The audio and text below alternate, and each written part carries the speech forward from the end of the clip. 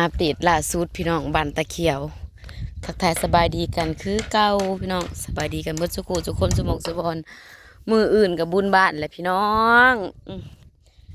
เสียดอันใดขับปุ่นขับปาดเฮาอยู่หน้าพี่กับหมู่คู่กับสิมาหาคือกันได้พี่น้องเลย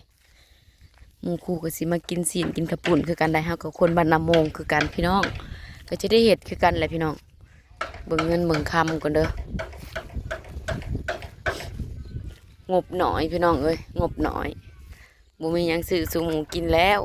ออกมาอยู่พี่คันบ่เฮ็ดคือบ้านคือเมืองปานนี้กระเต็กเห็นกระเต็กไกลไปพี่น้องเฮาปัดอยู่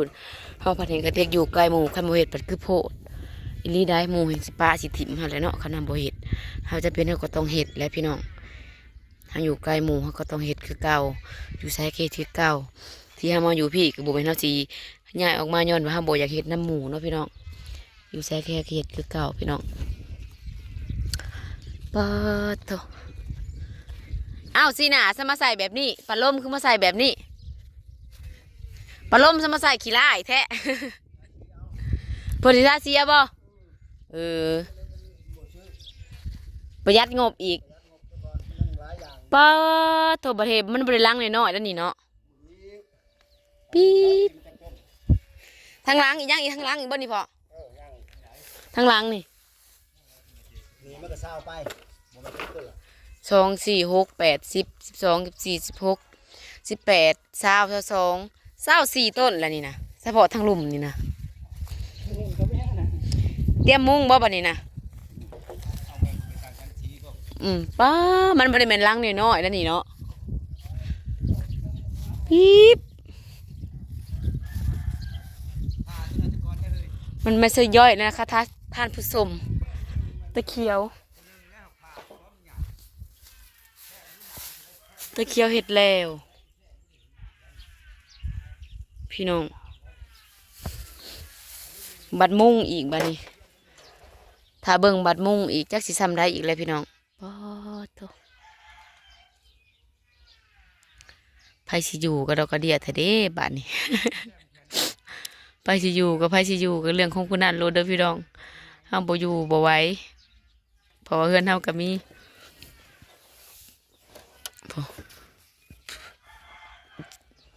ธรรมดา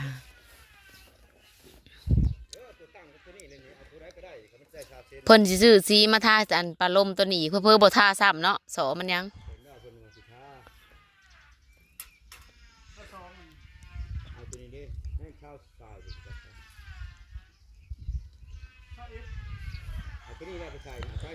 พอปุพอปวกมันสิบ่ขึ้นอีกคือเก่าติพ่อสมขึ้นทีมันก็จะขึ้นแล้วฮะสมขึ้นทีมันก็ขึ้นแล้วคันทมหรือเทพื้นก็สิขึ้นบ่เส้นการอะไรเดี๋ยวว่าเส้นการเพิ่นเองได้จักคนนี้สิว่านำว่าลายสิเลวกันไปเรื่อยๆมีแต่เพิ่นอยากได้นั่นละเฮ็ดให้เพิ่นบ่มีไผขัดใจเธอได้นะคันแนวเธออยากเฮ็ดแล้วเธอต้องเฮ็ดไปให้มันสุดยอมเธอคือกัน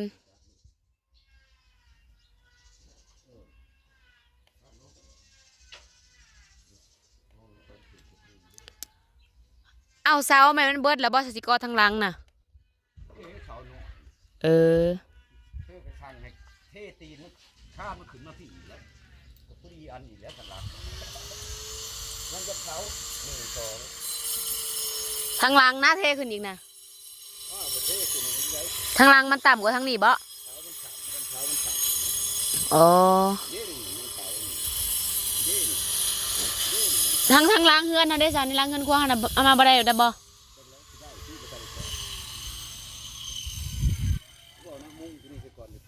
เออนะ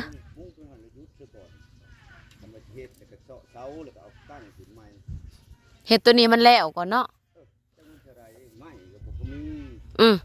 ท่านละมีไม้มาโขบเบิดไข่บ่ไม้ก็จับพิษใส่บ่มันตัวน้อยตัวใหญ่มันแขดใส่แขดบ่แล้วภาษีมาตีสร้างเห็ดบ่งามอีกได้อหั่นเนาะมันพลาดมาแล้วมันยากก็ได้เที่ยวงัดเที่ยวมาเนี่ยบ่แก่ไม้น้อยก็ไม้ใหญ่เด้ไม้ผมไม้48เนาะ15ถึงเมื่อน่ะแม่นเฮ็ดตรงเฮ็ดก็เฮ็ดอันนี้มันนี่เห็นว่าจะเอาไม้48มาแหละเห็นแล้วมัน1มามันอ่อน2มา มันสิเบิ้เงินหน่อยได้เห็นยังไงคันมูมีไม้สั่งไม้ที่ก่อนหรือว่าชื่ออยู่ห้างเขามันเปิดแพงสั่งคันนี้ไม้เขาช่อยหรือว่าอยู่บนม่วงนั่งชื่อนั่งพวกเขานั่นก็แม่นแหละราคามันจะถูกโอ้ยนี่ก็หลังคานี่บ่ได้ต่ำๆเด้ออันไปสั่งหลังคามานี่เจ้าหนาวแล้วนี่นะหามุงตัวนี้ให้มันแล้วก็ไปเบิ่งหลังคานี่เพิ่นสิฮู้ย่นมานี่ตะปูมันโลเท่าไหร่สูงเท่าไหร่เพิ่นสิฮู้ย่นนำเครื่องอันบ่เลวอันนี้พออีหมู่ไปสีขาวให้เราซื่อๆโพดโพพี่น้องเอ้ย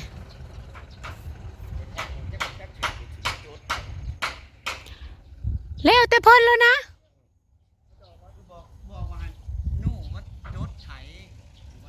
เฮาก็จดความกว้างความยาวค่ะกว้างมีแต่กว้างกับยาวกว้างกับยาวกว้างกับยาวอยู่หั่นแหละแล้วแต่เธอแล้วนะ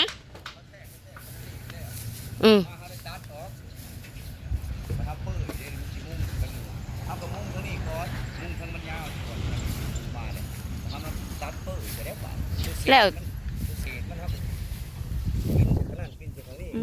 จะเป็นสุแลนไว้เนาะแล้วแต่เธอแล้วนะ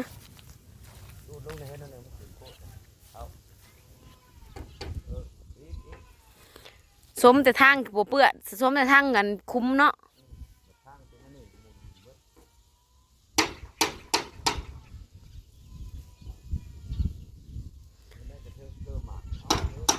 แล้วแต่เธอ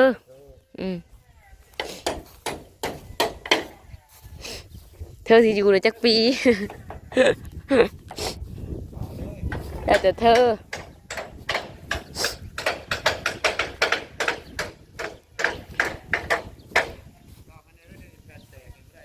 ผู้พี่น้องเบิดร้ายเลยแล้วนี่นะ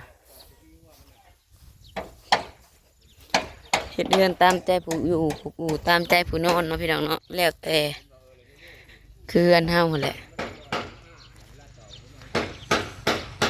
เราเสียดให้เฮาก็บ่ได้เราสิปฏิเฮาก็บ่ได้นี่คือการเฮาสิตีเราก็บ่ได้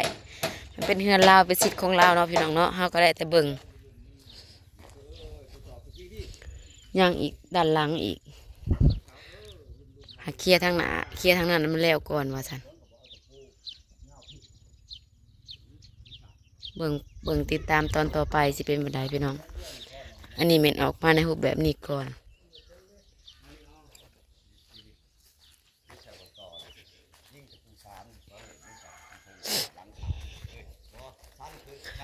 อันนี้คือบรรยากาศตอนนี้พี่น้องสิเป็นไดก็รอเบิ่งรอชมเจอบ่ได้ลังน้อยๆเด้อพี่น้องเด้อว่าซื้อเครื่องมาเพิ่มสิไปตั้งเท่าไรแหละโอ้หม้อนั่นแก่ดินเป็นแก่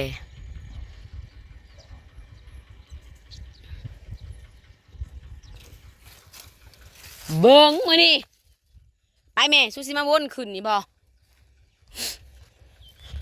มื้อเช้านี่พากันลงไปแก่เอาพื้นพี่น้องบ่ได้บ่ไหวได้พี่น้องสิไปซื้อถ่านป้าโตเดือนหนึ่งหา600,000บ่ได้รูดได้เดือน1,000 บาทนะ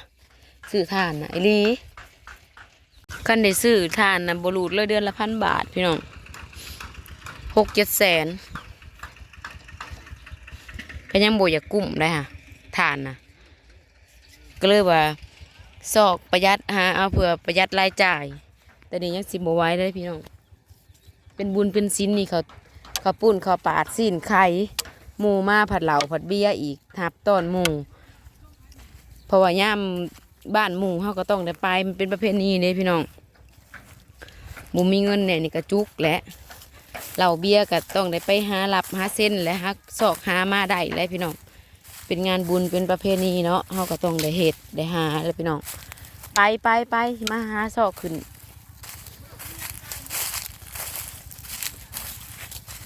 มันเป็นประเพณีพี่น้องนี่ให้เพิ่นไปอันว่าสิสร้างข้าวปุ้นจัก10 โลว่ะเฮ็ดน้ำมื้อแรงนี่สิเฮ็ดน้ำนี่บักคูนขึ้นมาทางใดบรรยากาศตากเครื่องตากคองกะสิประมาณนี้เลยพี่น้องฝากเบิ่งฝากชมฝากเป็นกำลังใจเด้อพี่น้องเด้อ ชมคลิปแต่ต้นจนจบบอกคำโฆษณาเพื่อเพิ่มรายได้ให้แน่พี่น้องรายได้มันก็คือสิเขาเฮือนเบิดหันแหละตามเพิ่นว่าตามแผนเพิ่นนะจักสำได้ดอกบ่ฮู้นํพี่น้องมันเพิ่นนี่เงินใครมันเพิ่นนี่แม้แต่พันกีบเฮาก็ยังบ่ได้จับได้บายนำเด้อจ้าจักแลบัดต่อหน้าหักที่เพิ่นขาย2สูตรมานี่ยังบ่เห็นนำเพิ่นจักกีบพี่น้องเพิ่นยังบ่ได้ให้จับให้บายยังบ่ได้เห็นบ่ได้ฮู้อิหยังเลยพันกีบก็บ่ได้จับบ่ได้บายนำแล้วก็บ่สนอีกพี่น้องคันเพิ่นยืนให้ก็เอาคันเพิ่นบ่ยืนให้แล้วก็บ่เอาบ่สนโนแค่อีกสำหรับเงินมันเพิ่นปีนี้นะโนแค่บ่จับบ่บายบ่สอบ่สนบ่อิหยังเลยบ่ฮู้บ่จักแล้วแต่ทานเลยพี่น้องหัวอีกได้ผัวเว้าคันเมียเว้าผัวเพิ่นหัวอีกแล้วแต่ลาวพี่น้องเราหายไส้ก็เอาเราบ่หายไส้แล้วก็ย่าเราขาย2เถื่อยังบ่เห็นน้ำลายแม้แต่พันกีบยังว่ามีแต่ถามว่าได้เท่าไรซื่อๆแล้วก็พอบ่เว้าอีกว่าข้อเนี่ยจังซั่นจังซี่บ่เว้าอีกมีแต่คันเรายืนให้ว่าคันเราบอกว่านี่เรื่องเงินมันให้สู้ใส่จังสิเอาพี่น้องคันเราบ่เอาให้แล้วก็ย่า